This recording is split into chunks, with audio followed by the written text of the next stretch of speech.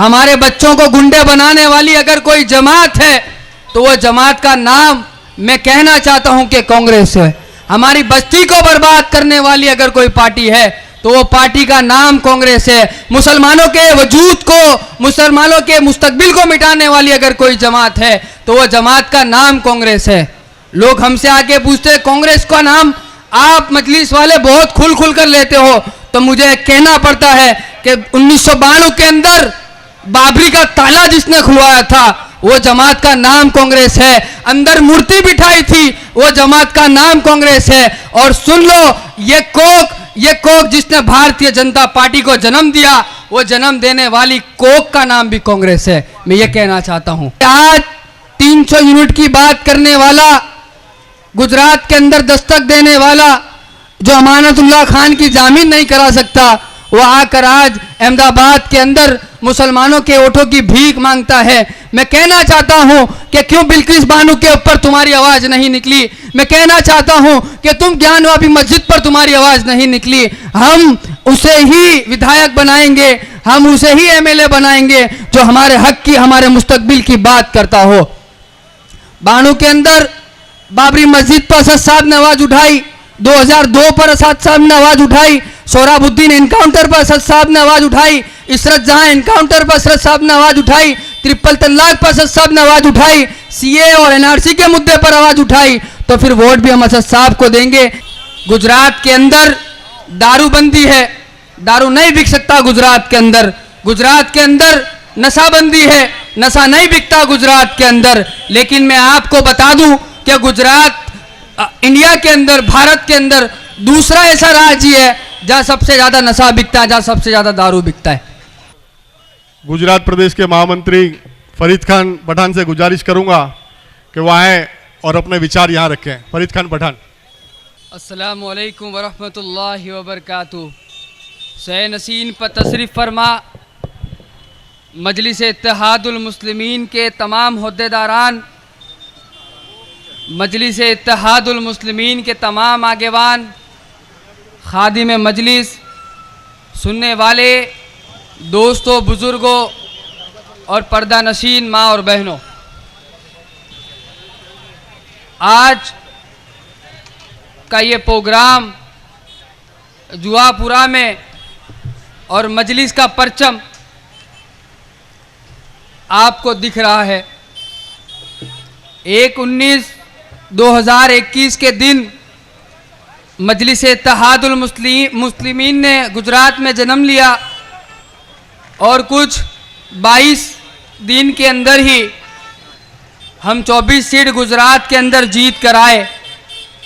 उसमें से सबसे बड़ा हिस्सा मैं कहना चाहता हूं, अगर किसी ने लिया है तो मैं मुबारकबाद देता हूं यहाँ की आवाम को कि वो आवाम जिसने 24 दिन के अंदर ही यहाँ पर 3 कॉरपोरेटर्स मजलिस इत्तेहादुल मुस्लिमीन को दिए।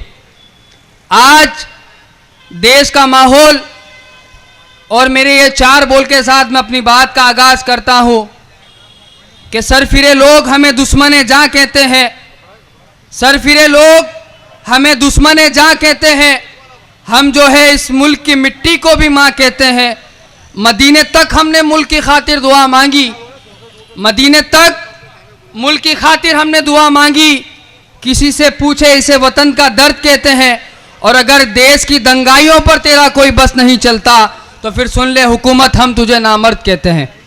ये बोलने पर मजबूर इसलिए हूँ कि आज से 75 बरस तक हमने जिसे वोट दिया, हमारे बुजुर्गों से पूछा जाए, हमारे बड़ों से पूछा जाए कि आप किसी पार्टी का नाम जानते हो, तो उनकी ज़बान से निकलने वाला शब्द ये होगा कि हाँ, मैं कांग्रेस पार्टी को जानता हूँ।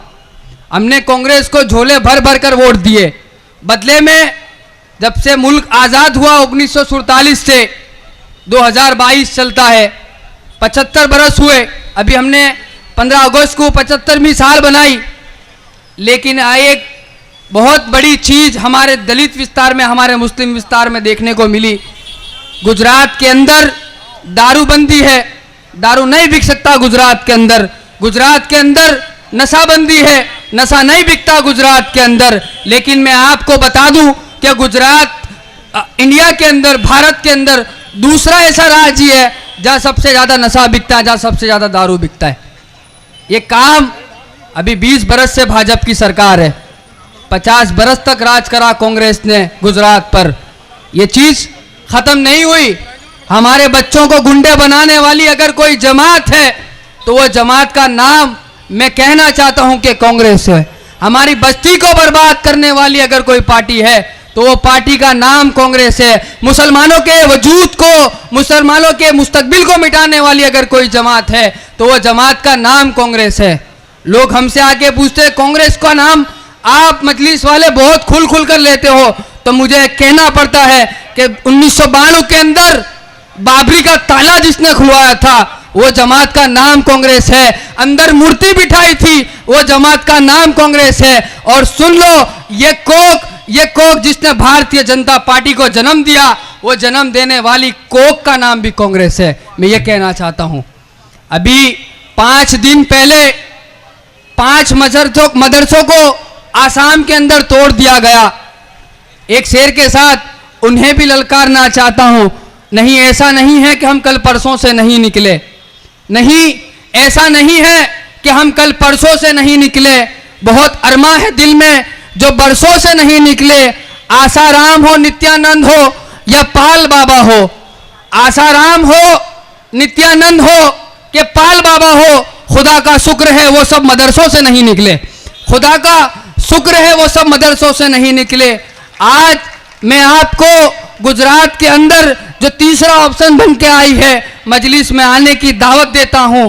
क्यों दावत देता हूं कि हैदराबाद की पाक सरजमीन से एक दीवाना गुजरात को आया है जिसका नाम बैरिस्टर असदुद्दीन अवैसी है। अल्लाह ने उसे किसी चीज का मोहताज नहीं रखा। अल्लाह ने उसे हर चीज से नवाजा, दौलत से नवाजा, शोहरत से नवाजा, ओहदे से नवाजा, हर चीज से नवाजा। लेकिन कभी मन होता है तो वो गुजरात को दीवाना चला आता है, कभी मन होता है तो राजस्थान को चला आता है, कभी मन होता है तो उत्तर प्रदेश को चला जाता है। लेकिन हमारे कौम के कुछ आगेवान, हमारे कौम के कुछ बिकाऊ नेता उसे बी टीम का नाम देते हैं।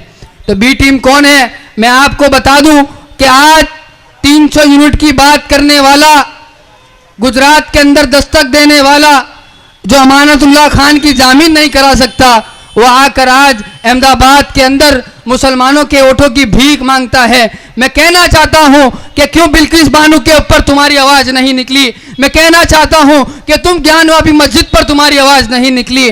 हम उसे ही विधायक बनाएंगे, हम उसे ही एमएलए बनाएंगे जो हमारे हक की, हमारे मुस्तकबिल की बात करता हो। बानो के अंदर बाबरी मस्जिद पर असद साहब ने आवाज उठाई, 2002 पर असद साहब ने आवाज उठाई, सोहराबुद्दीन एनकाउंटर पर असद साहब ने आवाज उठाई, इशरत जहां एनकाउंटर पर असद साहब ने आवाज उठाई, ट्रिपल तलाक पर असद साहब ने आवाज उठाई, सीए और एनआरसी के मुद्दे पर आवाज उठाई। तो फिर वोट भी हम असद साहब को देंगे, ये मैं कहने और ये बताने आया हूं।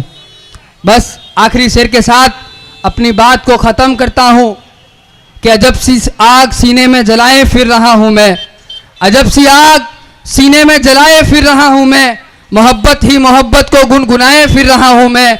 नमाजों के हर सजदे में शामिल है वफादारी वतन से, नमाजों के हर सजदे में शामिल है वफादारी वतन से, वतन की खाक को माथे पे लगाए फिर रहा हूं मैं। अस्सलाम वालेकुम।